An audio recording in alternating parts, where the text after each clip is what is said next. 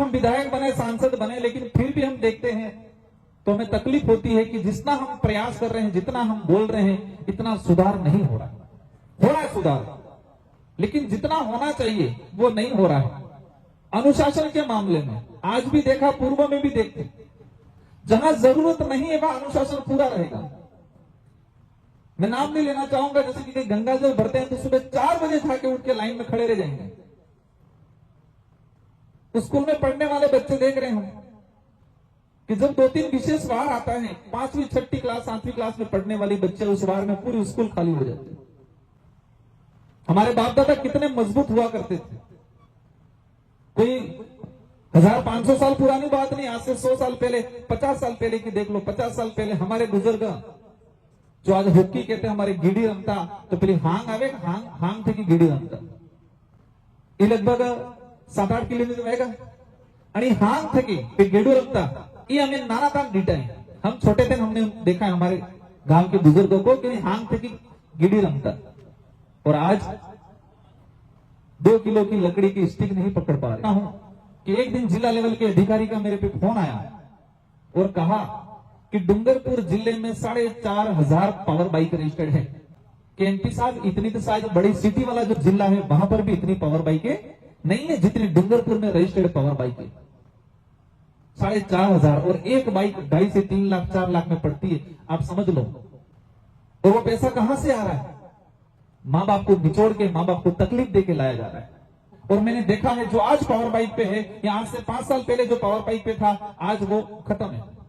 और आज जो पावर बाइक पे है, परिवार गांव नहीं संभाल रहा, पढ़ाई नहीं कर रहा है, न धंधा पानी कर रहा है, वो 5-10 साल बाद खत्म है। कि हमारे बच्चे आईएएस बने, आरएस बने, और मैं देखता हूं कि जिसके अंदर आरएस आईएएस बनने की क्वालिटी है, वो 3rd ग्रेड टीचर या कांस्टेबल या पटवारी तक सीमित हो जाते हैं। एक्शन प्लान बनाना है। जितने हमारे जो बुद्धिजीवी वर्ग हैं उनसे मेरा अनुरोध है, सेवानिवृत्त कर्मचारी, उनसे विशेष अनुरोध है कि हम गांव के बच्चों का एक्शन प्लान बनाएं कि हमारे गांव में 50 ऐसे बच्चे हमें चॉइस करने हैं जिनके अंदर क्वालिटी है, और इन बच्चों के लिए हमें कम से कम 5-10 साल एक सोसाइटी गांव की तरह बने। और ये सबसे बड़ी सोसाइटी है अरावली ट्राइबल वेलफेयर सोसाइटी। इसी के तहत गांव हम कमेटी बना के एक एक्शन प्लान बना के काम करें, तो अवश्य 10 साल बाद इसी पंडाल में कई 3-4 आईएएस को हम सम्मानित करेंगे। मेहनत, सेवानिवृत्त कर्मचारी गण, अधिकारी गण, आज के इस एक कहे कि विभिन्नता, इस मंच के साथ इस सभा में जिन्होंने सर्विस में कहे 30-35 साल तक सेवा दी, जो सेवानिवृत्त के रूप में हमारे बीच में पहुंचे हैं, उन प्रतिभाओं को भी हम सम्मानित कर रहे हैं। जो प्रतिभाएं मेहनत करके आरएस बने हैं, पुलिस में गए हैं, चिकित्सा विभाग में गए हैं, शिक्षा विभाग में गए हैं, और इसके बाद तीसरी कड़ी, जो इस 84 विधानसभा क्षेत्र के 10वीं और 12वीं के बच्चे, प्रत्येक स्कूल से एक टॉपर बच्चा, मतलब आज का जो कार्यक्रम है विविधताओं से भरा हुआ कार्यक्रम। यहां हर प्रकार के, हर एज के, हर फील्ड का साथी यहां मौजूद हैं। इस कार्यक्रम का उद्देश्य क्या था? यह कार्यक्रम यहां पर क्यों चॉइस किया गया, और इस कार्यक्रम को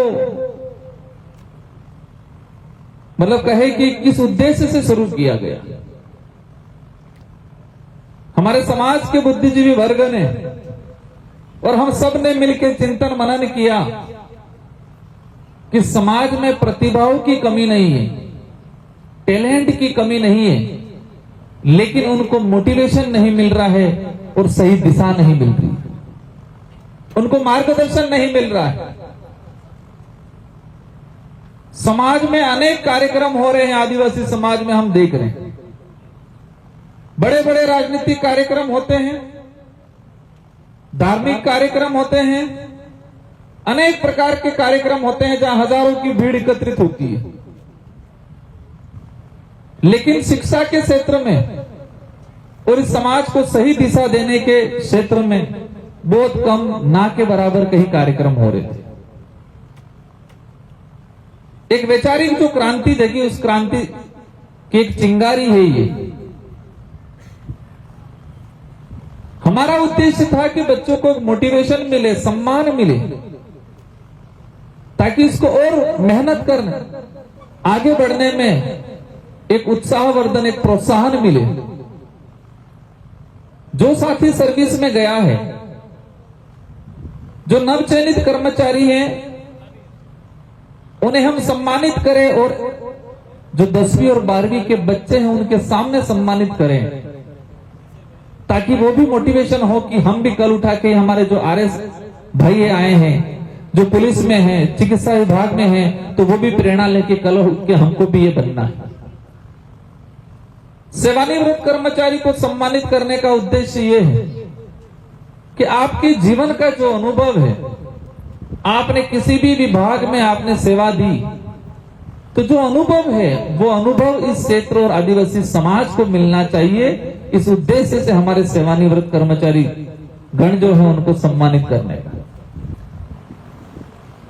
ये जो जगह है, वो जगह इसलिए चयन किया गया है, ये आदिवासी प्रेरणा स्थल है। उसके इतिहास के बारे में पूर्व हमारे कई साथियों ने, बुद्धिजी वर्ग ने बता दिया, मैं उस बात को दोहराना नहीं चाहता। ये जो खेल मैदान बनाया है, ये 7 दिन में बनाया, 7 दिन में। और मैं आज इस मंच से उसमें योगदान देने वाले प्रत्येक साथी को धन्यवाद देना चाहता हूं कि आपकी बदौलत आज हम शांति से, सुकून से शानदार कार्यक्रम आयोजित कर रहे हैं। और उद्देश्य है कि भविष्य में पूरे जिले का सबसे बढ़िया शानदार खेल मैदान ये बने, ये अब उद्देश्य है, और ये आप सबके साथ सहयोग से बनेगा। साथियों, समय का अभाव है, कार्यक्रम काफी हैं, बातें बहुत सारी हैं। सम्मानित के लिए जो बुलाए हैं हमारे जो बच्चे, वो विचार कर रहे होंगे कि हमें मोमेंट और प्रशस्ति पत्र सम्मानित कब कर रहे हैं, बारी बारी से भाषण ही दे रहे हैं। कई जनों के मन में ये विचार आता होगा, लेकिन आपने एक देखा होगा कि जो इस मंच पे आया है वो गहन चिंतन मनन करके गहराई पूर्वक अपनी बात रख रहा है। बहुत सारी तो समझ में भी आ रही होगी, बहुत सारी समझ में भी नहीं आ रही होगी। पूर्व वक्ताओं ने जो बातें कही, उनकी पीड़ा, उनका दर्द और उनका उद्देश्य, और हमें सबको मिलकर इस समाज को किस दिशा में ले जाना है। आज जो वर्तमान में परिस्थिति है हमारे इलाके की, जब मैं 2018 में विधायक बन के गया था, तो जयपुर में हमें कहे कि वो हीन भावना से देखा जाता था। इस इलाके से जो विधायक चुन के जाते हैं उनको अलग भावना से, ठीक है, कहां से, डूंगरपुर, बांसवाड़ा, उदयपुर, प्रतापगढ़, ठीक है, क्योंकि हमारे यहां का जो प्रतिनिधित्व गया, उन्होंने सिर्फ उपस्थिति दर्ज करवाई, संख्या बल गिनने गिनाने में काम किया। मैं किसी को दोष नहीं देना चाहूंगा आज इस मंच से, लेकिन ये हकीकत है। और वही बात शारीरिक रूप की बात आती है तो हमारे डूंगरपुर, बांसवाड़ा, प्रतापगढ़ इस इलाके के लोगों को पहले से जहां ठीक है, ये उधर के ही होंगे। मैं विधायक था उस समय, दिल्ली हवाई जहाज से 84 के बच्चों को लेके गए थे, 40 से 50 बच्चों को। उस दौरान का मेरा जो अनुभव है, शारीरिक कुपोषण को लेके जो बात चली है उस पर बताना चाहूंगा। जब पार्लियामेंट में प्रवेश कराया तो पार्लियामेंट का सिक्योरिटी स्टाफ जो था वो सारा देखने लगा कि ये कौन से देश से लोग आए। रीजन क्या था? 10वीं और 12वीं के बच्चे थे। सिक्योरिटी स्टाफ एक अलग दृष्टिकोण से देखने लगा क्योंकि 40-50 बच्चे थे। मेन रीजन वही था कि हमारे बच्चे कमजोर थे और जो गए थे उनमें से कई जने 1 घंटा मुश्किल से घूम पा रहे थे, चक्कर खा के गिर रहे थे। और हमारा खून का जो इतिहास है, हमारा जो डीएनए का इतिहास है, वो इतना कमजोर नहीं है जो जितना कमजोर आज हम हो चुके हैं। हमारे बाप दादा कितने मजबूत हुआ करते थे। कोई 1500 साल पुरानी बात नहीं, आज से 100 साल पहले, 50 साल पहले की देख लो। 50 साल पहले हमारे बुजुर्ग जो आज हॉकी कहते हैं, हमारे गिडी रमता तो पहले हांग आवे, हांग थे कि गिडी रमता को आवे एक तो, और को बाद पहले हांग आवे। ये लगभग 7-8 किलोमीटर रहेगा। आणि हांग थे की, और जी हांग थे की गेडू रमता उतरण माते, तने हांग थे की रमता। ये हमें नारा काम डीटा है। हम छोटे थे, हमने देखा है हमारे गांव के बुजुर्गों को कि हांग थे की गिडी रमता।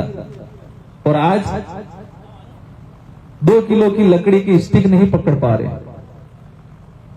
तो हमारे पूर्वज क्या थे? हम कह रहे हैं कि विकसित हो रहे, जागरूक हो रहे, समझदार हो रहे। किस लिए समझदार हो रहे? किस दिशा में समझदार हो रहे?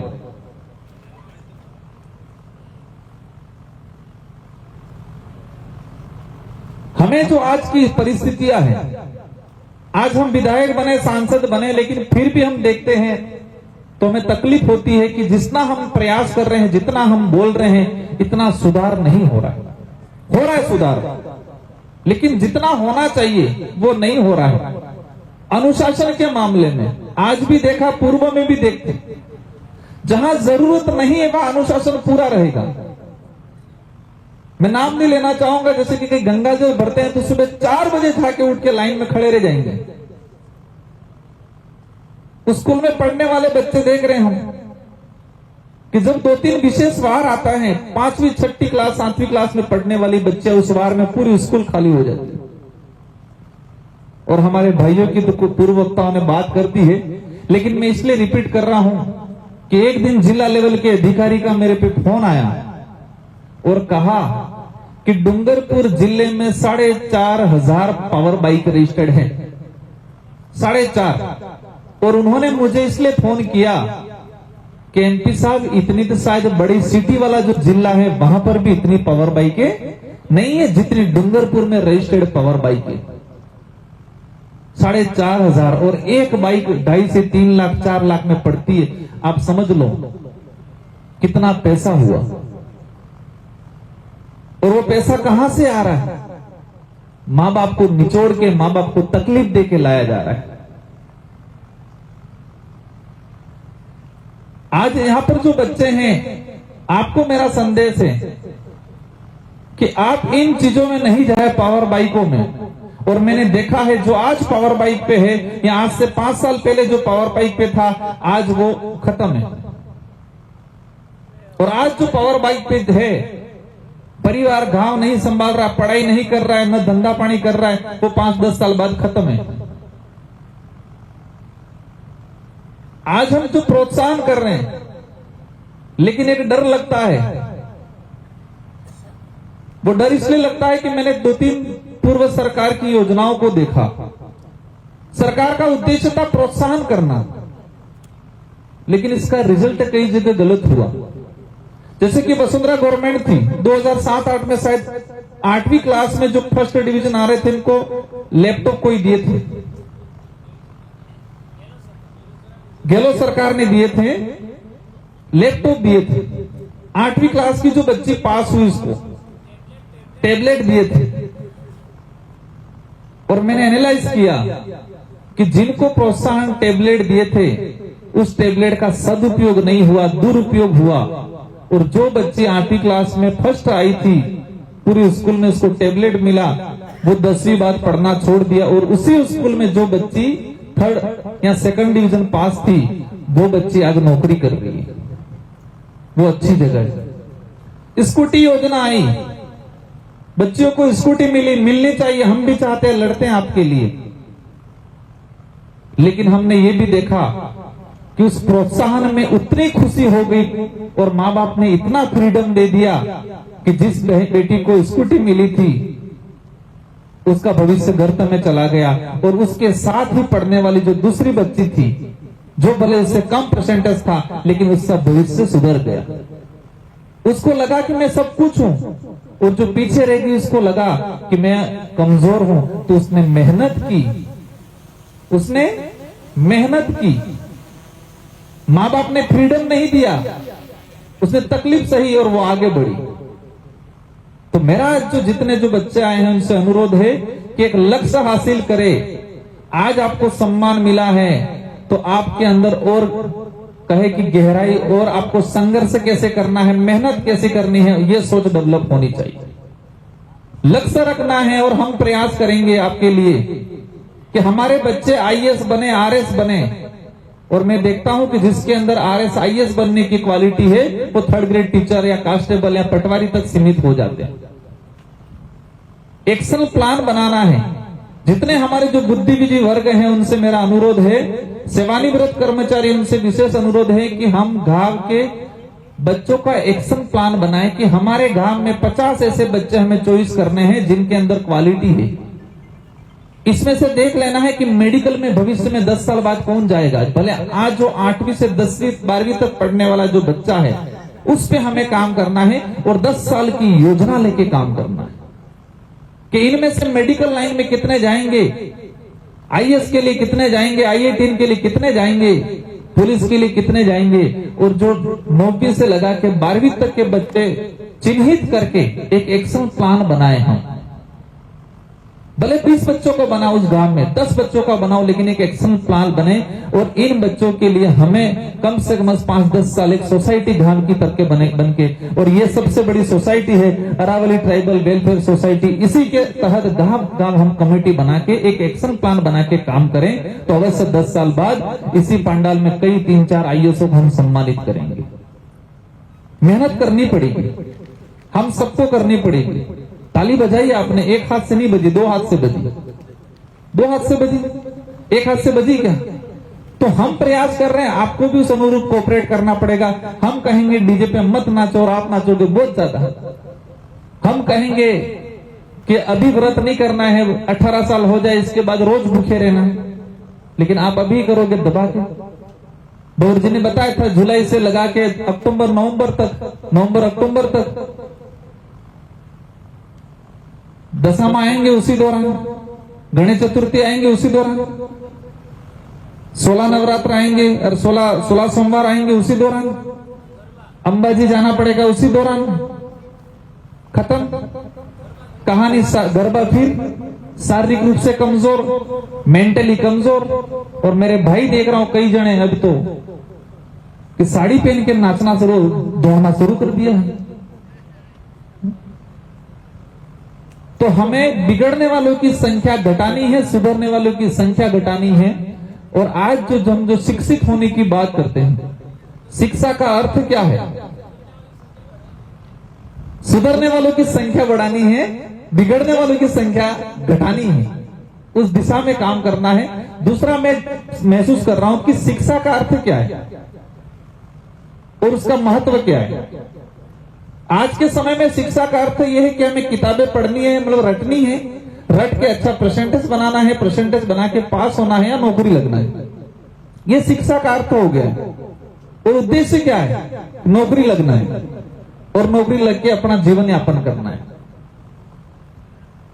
शिक्षा का अर्थ ये नहीं है। शिक्षा का अर्थ ये कि जानना, समझना, एक अच्छा व्यक्तित्व निर्माण करना। और हम देखते हैं कई ऐसे आज का अभी एक ही उद्देश्य है, शिक्षा का अर्थ बस पढ़ना, रटना, नौकरी करना, बस। बाकी हमारे खुद के पूर्वज कौन थे वो नहीं पता है। और ये दुर्भाग्य है कि हमारे समाज के कई बड़े नेता, बड़े अधिकारी आदिवासी समाज से आते थे, लेकिन 5 साल पहले कहते थे नहीं हम तो एसटी है, आदिवासी नहीं है। हम कहता हमारे समाज के कर्मचारी, अधिकारी और नेता क्या कहते हैं? हम आदिवासी नहीं है। और वो अपने आप में शिक्षित मानते, समझदार मानते। वो इस विचारधारा की देन है कि आज जो 5-10 साल पहले जो हीन भावना थे आदिवासी शब्द को देखा जाता था, आज गर्व से देखा जा रहा है। इस विचारधारा की मेहरबानी।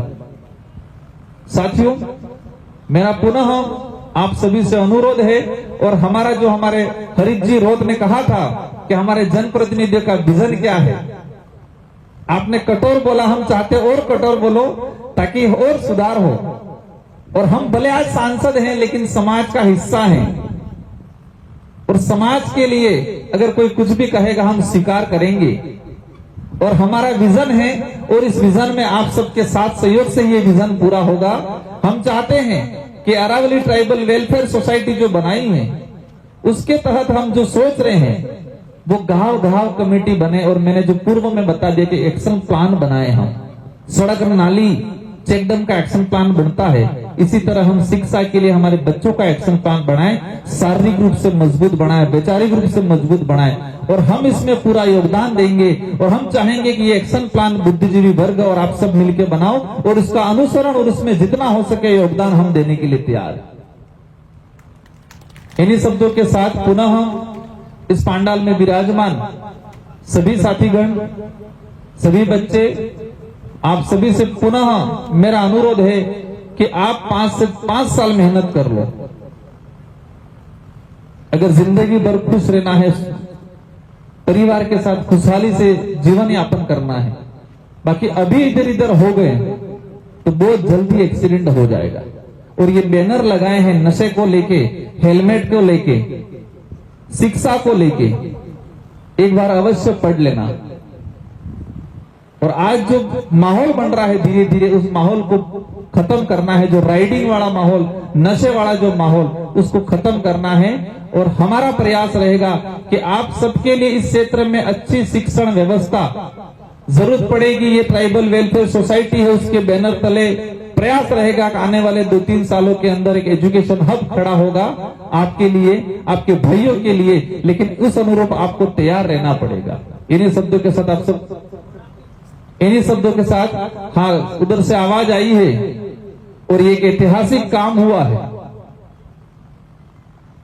मैं मेरे मतलब कहे कि मेरे जबान से नहीं कहना चाह रहा था, लेकिन आवाज आ गई है।